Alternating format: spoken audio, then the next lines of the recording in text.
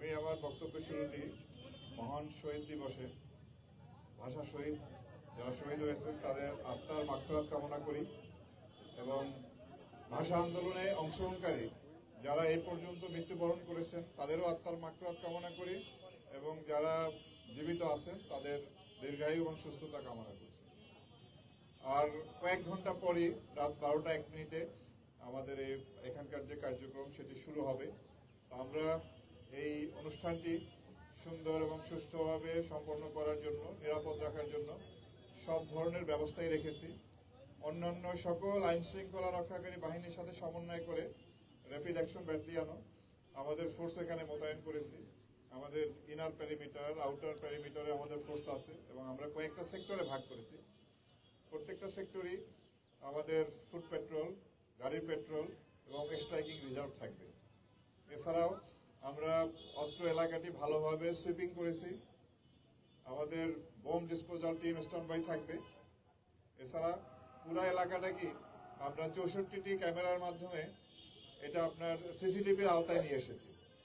আমরা আশা করি যে পরিমাণ নিরাপত্তা ব্যবস্থা আমরা গ্রহণ করেছি তা আমরা নিরাপত্তার সাথে নিরাপদেই এই অনুষ্ঠানটি সম্পন্ন করতে পারবো এবং পাশাপাশি আমরা সারা দেশব্যাপী আপনারা জানেন যে ভাষা শহীদদের প্রতি গভীর শ্রদ্ধা নিবেদন করা হয়।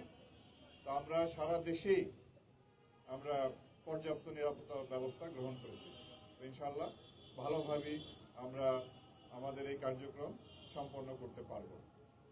তো আমি আপনাদেরকে এর আগেও যতবার আপনাদের সামনে মুখোমুখি হয়েছি গত 1.5 বছরে, যখন জুলাই আগস্টের পরে একটা ভঙ্গুর আইন শৃঙ্খলা পরিস্থিতি ছিল, তখন থেকেই কিন্তু আমরা আইন শৃঙ্খলা রক্ষাকারী বাহিনী আপনাদের মাধ্যমে দেশবাসীকে আশ্বস্ত করেছিলাম যে আমরা এই দেশের আইন শৃঙ্খলা পরিস্থিতি এটা নিয়ন্ত্রণে আনতে সক্ষম হব, ভালো করতে সক্ষম হব এবং একটি সুষ্ঠু নির্বাচন করার জন্য যেরকম পরিবেশ দরকার আমরা সেই রকম পরিবেশে নিয়ে আসতে সক্ষম হব। তো ইনশাআল্লাহ আমরা সবাই মিলে জাতিকে একটি সুষ্ঠু নির্বাচন উপহার দিতে সক্ষম হয়েছি এবং আমরা আশা করি আপনাদের মাধ্যমে দেশবাসীকে আশ্বস্ত করতে চাই ভবিষ্যতেও এই দেশের আইন শৃঙ্খলা পরিস্থিতি ক্রমান্বয়ে আরো ভালো হবে এবং আমরা অপরাধ নিয়ন্ত্রণে আনতে পারব। কোনোভাবেই যাতে আইন শৃঙ্খলা পরিস্থিতি বিঘ্ন না হয় সেদিকে আমরা সবসময় সতর্ক আছি, সজাগ দৃষ্টি রাখব। আমরা আপনাদের কাছে দৃঢ়ভাবে বলতে চাই যে দাবি আদায়ের নামে কিংবা আন্দোলনের নামে সাধারণ জনগণকে তাদের উপরে জুলুম করা বা তাদেরকে জিম্মি করে কোনো ধরনের কার্যক্রম আমরা হতে দেব না। আমরা চাই এদেশের মানুষ নির্বিঘ্নে চলাফেরা করবে, তাদের যে স্বাভাবিক জীবনযাপনের যে প্রক্রিয়া কার্যক্রম সেখানে যেন কোনো রকম বাধা না আসে সেজন্য আমরা সজাগ দৃষ্টি রাখব। তো আমরা আশা করি আপনাদের সহায়তা নিয়ে, দেশবাসীর সহায়তা নিয়ে এই দেশের আইন শৃঙ্খলা পরিস্থিতি ক্রমান্বয়ে আরো ভালো হবে, অপরাধ নিয়ন্ত্রণে আসবে এবং একটি সুন্দর একটি দেশ আমরা উপহার দিতে পারবো দেশবাসীকে, ভালো একটি পরিবেশ। সেই আশাবাদ ব্যক্ত করে আমার বক্তব্য শেষ করছি। ধন্যবাদ আপনাদের।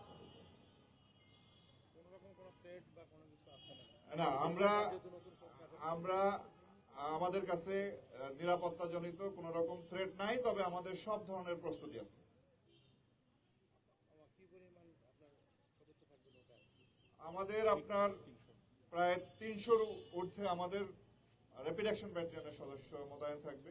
সাদা পোশাকে আমাদের গোয়েন্দা থাকবে বিভিন্ন ধরনের, যেটা আমি বললাম যে আমাদের ডগ স্কোয়াড আছে, বোম ডিসপোজাল টিম আছে, সিসিটিভির নেটওয়ার্কে আমরা নিয়ে এসেছি, সুইপিং করেছি আমরা অত্র এলাকায়। তো আমরা আশাবাদী যে সুষ্ঠুভাবে সম্পন্ন করতে পারবো। কেন্দ্রীয় শহীদ মিনার ছাড়া সারা দেশে আপনার মোতায়েন? জি, কেন্দ্রীয় শহীদ মিনারে তো আছে, এছাড়া সারা দেশে যেখানে যেখানে আপনার শহীদ বেদিতে শ্রদ্ধা নিবেদন করা হবে প্রত্যেকটা জায়গায়, সারা দেশে সব জায়গায় আমাদের নিরাপত্তা ব্যবস্থা থাকবে। আপনাদের সকলকে ধন্যবাদ।